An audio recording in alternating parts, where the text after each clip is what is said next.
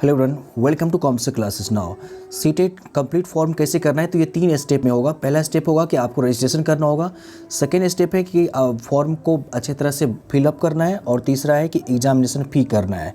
तो जो students registration कर चुके हैं उनको यहाँ पर इस राइट साइड में आके आपको एप्लीकेशन नंबर और पासवर्ड दे करके आगे बढ़ना है, और जो नए स्टूडेंट्स हैं उनको रजिस्ट्रेशन करने के लिए यहाँ पे क्लिक करना है। तो ये काम हम कर चुके हैं, और उस वीडियो को आप देख लीजिए किस तरह से रजिस्ट्रेशन करना है। और जिस स्टूडेंट्स रजिस्ट्रेशन कर लिया है उनको यहाँ पे आ जाना है। लेकिन इसको आगे प्रोसेस करने से पहले कुछ बातें जो आपको पहले ध्यान में रखनी है, ताकि आसानी से आपका फॉर्म फिलअप हो जाए। देखिए, इसके लिए सबसे पहले आप जो फ़ोटो अपलोड करिएगा तो वो जेपीजी फॉर्मेट होना चाहिए, और उसकी क्वालिटी क्या होनी चाहिए, तो 10 KB से ज़्यादा और 100 KB से कम होना चाहिए।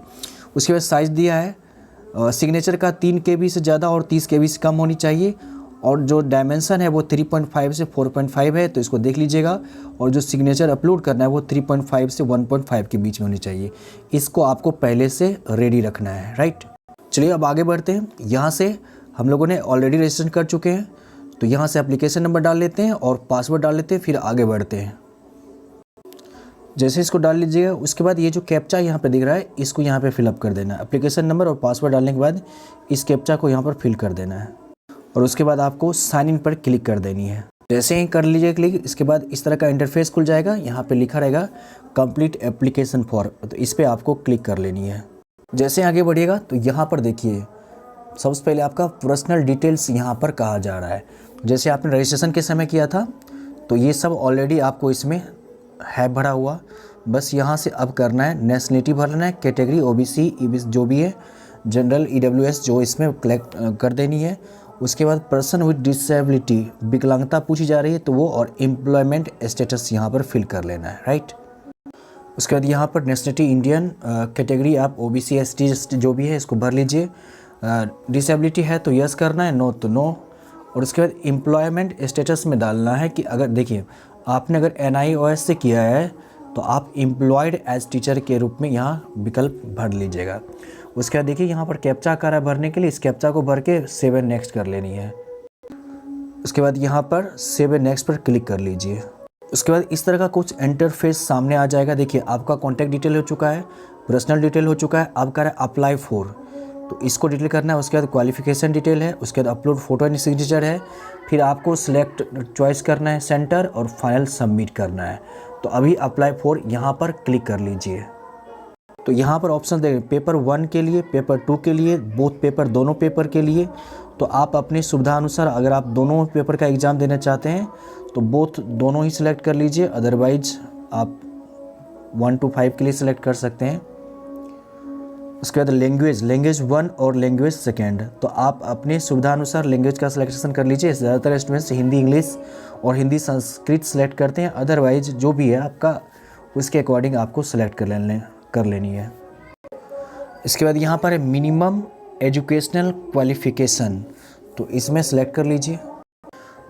जैसे ही इस पर आप क्लिक कर लीजिएगा minimum qualification for class 1 to 5 के लिए, तो यहाँ पर देखिए क्वालिफ़िकेशन के बारे में सीनियर सेकेंडरी और इट्स इक्विवेलेंट, और एटलीस्ट 50% मार्क पास और appearing in final year 2 years, diploma in elementary education by whatever. अगर आप NIS से किए तो आप ये ऑप्शन 1 डाल दीजिए। फिर दूसरा ऑप्शन देखिए, यहाँ पर सीनियर सेकेंडरी में अगर 45% मार्क्स है मिनिमम, तो आप ये 2 ऑप्शन सेलेक्ट कीजिएगा इंटर बेसिस पर। और ये 50% मार्क्स है तो इसको ऑप्शन 1 को सिलेक्ट कर लेना है। उसी तरह से और भी दिया है यहाँ पर 4 year बैचलर एलिमेंट्री एजुकेशन आपने किया है तो आप 3 ऑप्शन सेलेक्ट करना है। 4 में दिया है सीनियर सेकेंडरी 50% मार्क्स, फिर दिया है 2 years diploma in education special education के लिए 4, फिर ये ग्रेजुएशन एटलीस्ट 50% मार्क्स एंड पास और अपेयरिंग, फिर इस तरह से अदर यहाँ पर दिया हुआ है।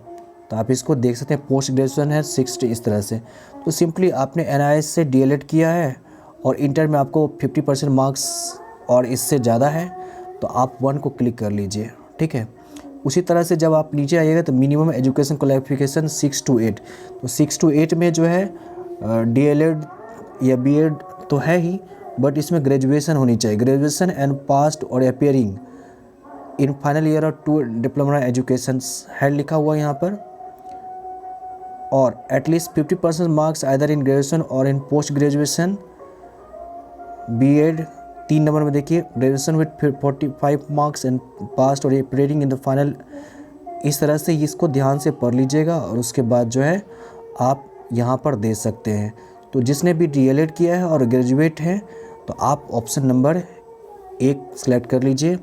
अदरवाइज B.Ed के लिए यहाँ पर एटलीस्ट यहाँ 50% मार्क्स ये तो ऑप्शन सेलेक्ट 2 कर लेना है। इसी तरह से उसका नेक्स्ट देखिए यहाँ पर लिखा हुआ है subject offer for paper second. अगर आपका साइंस है, math and science, social science है, इसके अकॉर्डिंग आपको यहाँ पर फिल कर लेना है। तो इसको सिलेक्ट कर लीजिए। नीचे ऑप्शंस बहुत सारा है, math and science, social science. Math and science है तो मैथ एंड साइंस कर लीजिए, सोशल साइंस है तो आप अपने अनुसार यहाँ पर कर सकते हैं। उसके बाद क्वालिफाइंग एग्ज़ाम, आपने जो एग्ज़ाम क्वालिफाई किया वो क्या है, डिप्लोमा इन एजुकेशन है या डिग्री इन एजुकेशन है। DLED वाला है तो डिप्लोमा इन एजुकेशन, तो यहाँ पर आप टिक लगा लीजिए। और उसके बाद जैसे ही फिलअप कर लीजिएगा फिर यहाँ पर आ जाएगा, इस कैप्चा को फिलअप करके सेव एंड नेक्स्ट कर लेना है। जैसे ही कर दीजिएगा नेक्स्ट, इस तरह से पेज ओपन हो जाएगा। अब यहाँ से आपका क्वालिफ़िकेशन डिटेल पूछा जा रहा है और उसके बाद अपलोड फोटो एंड सिग्नेचर आएगा। देखिए डिप्लोमा इन एजुकेशन इन ये जो आपने किया है तो इसके बारे में कि पास्ट स्टेटस है, फिर कोर्स का नाम है, रिज़ल्ट मोड है किस तरह से है, उसके बाद ईयर ऑफ पासिंग है और बोर्ड या यूनिवर्सिटी का नाम है, राइट। तो यहाँ पर देखिए ये जो है रिज़ल्ट मोड, इसमें 2 है, ग्रेड सिस्टम है और परसेंटेज है।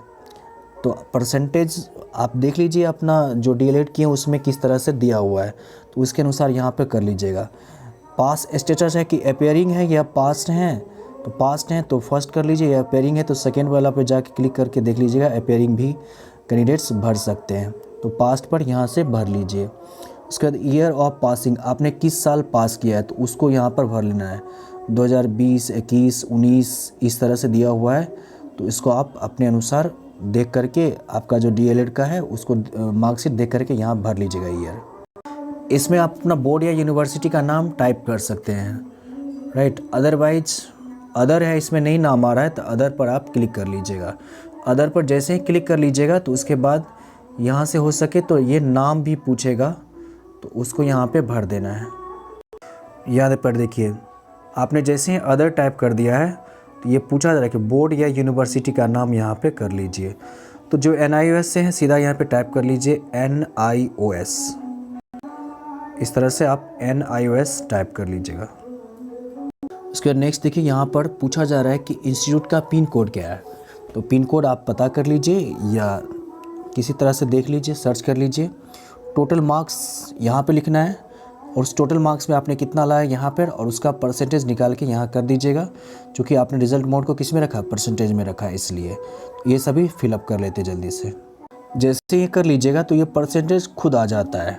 आपने टोटल मार्क्स में कितना लाया ऐसे डालिएगा तो ये परसेंटेज स्वतः आ जाता है, तो आपको करने की ज़रूरत नहीं है। बाकी आप इंस्टीट्यूट का यहाँ पिन कोड डाल लीजिए।